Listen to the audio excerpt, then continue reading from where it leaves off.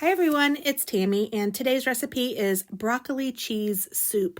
This is delicious, and I know that Chris said that if he could give it more than 5 stars, he would. So I would put this one in your stash and give it a try if you can, because it did turn out really well. Now you might see in this video, I know that I'm going kind of fast, but I did make 2 servings of this, or 2. I doubled the recipe. I didn't do it until after I'd already started, and I didn't double everything. And if you want to just use your best judgment on that, I did not double the cornstarch, and I did not double all of the cheese, but I will give you the single recipe down below, and you can do the double recipe if you want to. Just I wouldn't recommend doing extra cornstarch, and using cheese to your discretion, however much you feel like you need.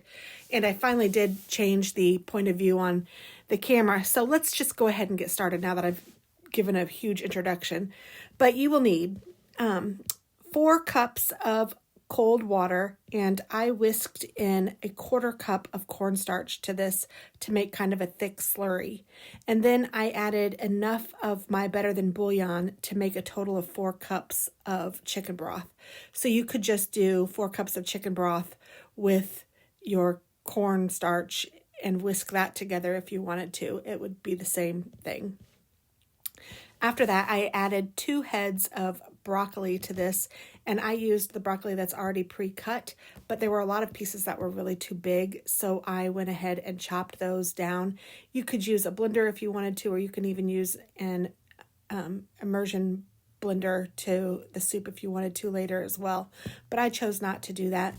I kind of like the chunks of broccoli in the soup. I also don't like how the immersion blender will make it kind of a green tint, so I didn't care to do that.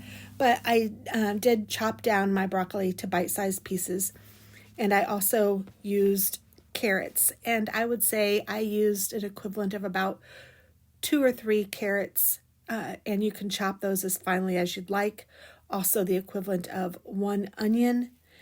I also used about 2 cloves of garlic and a 1/4 of a teaspoon of pepper, along with a cup of milk.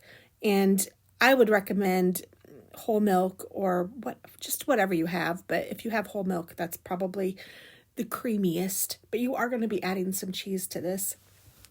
So what you do is you go ahead and cut all the vegetables up to bite-sized pieces and bring the liquid mixture to a boil on the stove.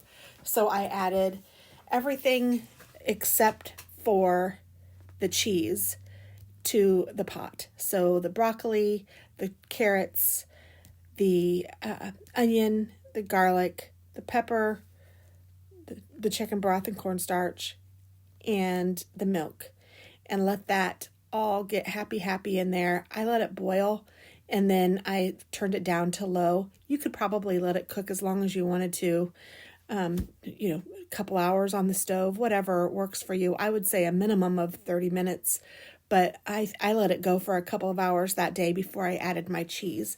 Now the cheese is 1 pound of Velvetta that you kind of block up, and also a 1/2 block of cream cheese. This makes it really creamy. That's another reason why I don't know that you need to have the whole milk in there. But then I had Velvetta queso blanco, and instead of, it didn't make it like an orangey color like you're used to seeing broccoli cheese, so I added a little bit of cheddar as well. Use whatever cheese you want, but the Velvetta is really good in there, and that queso blanco I had never had, but it was really good too. That's just what the store had. And I also use a garlic, salt, and pepper mixture called Auntie No-No's, which is super good. I find it on Amazon. But use whatever spices you like in it. If you want seasoned salt, or if you want garlic powder, or whatever, it doesn't matter. Just whatever flavors you like, add it to it. And I do not think that you will regret making this recipe. It is really that good. It was Chris said it was better than Panera, better than McAllister's. So I don't know if you have those places near you, but if you do, you know that those soups are really good. And this one was very good. He could not believe it was homemade. So I really recommend it. Super good, super easy, really nice for a cool evening. And you could serve it with sandwiches, you could serve it with bread, whatever you want, or just eat it like it is, which is, well, we did have bread. But it was really nice. And then after you've added the cheese, let the cheese melt, and I would just let it simmer on the stove for another 30 minutes or so, and then serve it up. So I hope that you guys try this. I hope you like it and enjoy. Thanks for watching. Bye.